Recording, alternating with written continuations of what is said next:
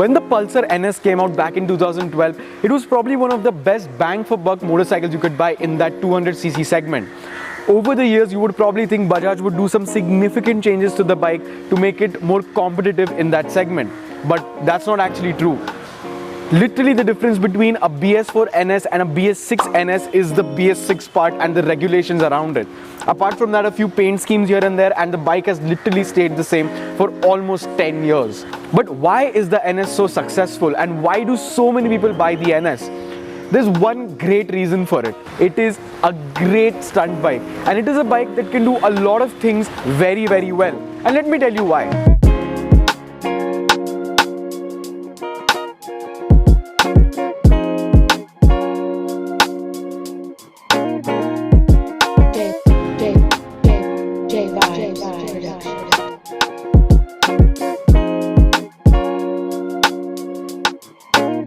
When it comes to stunt riding, stability and control are very crucial for doing any sort of high-speed stuff or any sort of probably wheelies or anything. And the relatively long wheelbase of the NS200 means that the bike can stay stable at very high speeds and you have more control over the bike. For many rookies, this is a very good setup because this long wheelbase ensures stability, which in short makes the bike very predictable. And in your early days of doing anything from stunt riding to proper knee-down scraping, a predictable bike is what you need in order to learn more and learn safely. The engine of the NS200, which is the fuel-injected 199cc single-cylinder engine, is one of the most friendly engines you can get in the segment. It has great throttle response and the power delivery is very smooth, which is a very crucial factor while doing stunts on this bike. The engine is pretty similar to the one you find in the Duke 200, but actually you can say that this one found in the NS200 is more advanced because it has triple spark ignition system. This ensures smooth and consistent power. Maybe the KTM has the more aggressive motor which is always wanting to go. The NS200's motor is much more adaptable to the situation you put it in. The chassis of the NS200 is very well built. Bajaj has kept in mind that this is one of the great bikes when it comes to stunt riding and has an amazing history in it.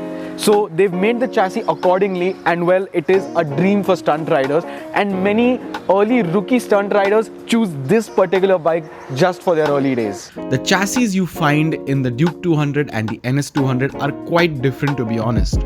The KTM gets a steel trellis frame and the Bajaj gets a perimeter frame. Although on paper and definitively the trellis frame is supposed to be the lighter one of the two, the NS200 manages to edge out the Duke 200 by almost 3 kilograms, which can be a massive talking point for a lot of rookie riders. The best part about the NS200 is that the package that you get from factory is very apt for stunt riding. The suspension is very compliant, the brakes have good enough bite to initiate stoppies, and the engine is super responsive to hold those wheelies. And that is a very crucial factor because if you're in a budget and you want to get into stunting, this is probably one of the best options you can buy out there.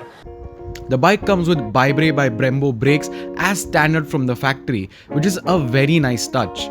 Although we would highly suggest to change the rear brake pads as soon as possible because of their mushy feel.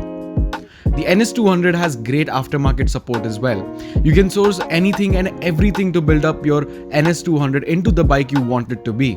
Everything from frame sliders, exhausts, mirrors, pegs, and stunting upgrades like scraping bars, which help you control the wheelie.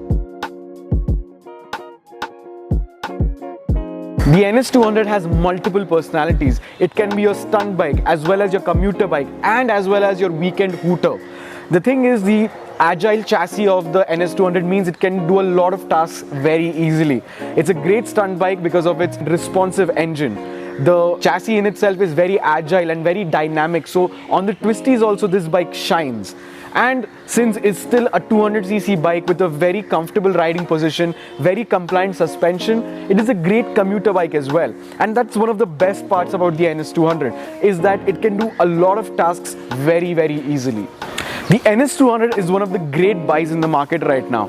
And compared to the Duke 200, I would say that the NS200 is the better buy. I mean, yeah, of course the engines are pretty similar and the Duke is a little bit more aggressive with better styling and everything.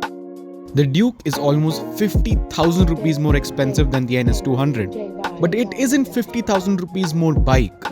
The Duke and the NS200 are almost neck and neck when it comes to performance, with of course the KTM edging it out in some areas. But that's where the Duke's advantage ends. The more aggressive Duke heats up in traffic, is more punishing at times on your wrist, and isn't too great when it comes to fuel economy. Whereas the NS can give you 90% of the Duke's performance with almost none of the drawbacks, plus cheaper spares and cheaper maintenance. So if you're in your early 20s and you're looking for a great bike for commuting, for your weekend rides, and if you want to get into stunting, we highly recommend the NS200. Thank you so much for watching this video. We hope you like this video, and let us know what you think about the NS200. Would you get the NS200 over a Duke 200? What do you think about the NS's history? Let us know in the comments down below, and I'll see you in the next one.